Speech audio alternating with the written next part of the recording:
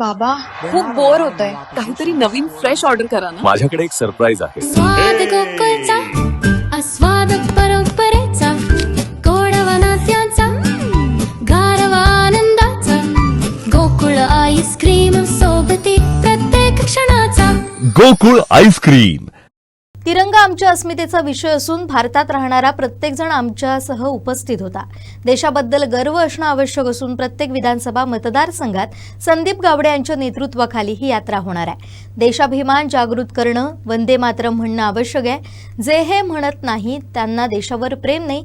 मदरशांसारख्या संस्थांची नोंदणी रद्द केली पाहिजे. भारत माता की जय न म्हणणाऱ्यांना पाकिस्तानात पाठवलं पाहिजे, असं मत पालकमंत्री नितेश राणे यांनी व्यक्त केलं आहे.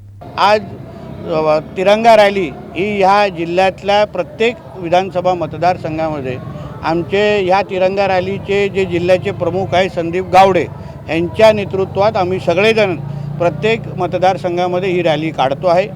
ज्यांनी जे ह्या रॅलीमध्ये सामील झाले तर प्रत्येकाला या देशाबद्दल अभिमान वाटतो. मला वाटतं आपल्यासाठी आपला झेंडा आणि भारत माता की जय म्हणणं, वंदे मातरम म्हणणं हे अत्यंत गरजेचं आहे.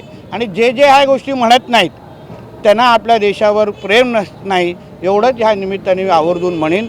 आपल्या देशामध्ये राहून ज्यांना वंदे मातरम म्हणायसारखं वाटत नाही, उदाहरण काही अशाही संस्था आहेत, उदाहरण मदरसांसारखे संस्था आहेत जे आपल्या तिथे वंदे मातरम म्हणत नाहीत, त्या अशा संस्थेची नोंदणी पण रद्द करायला हवी अशा भूमिकेचा मी स्वतः आहे.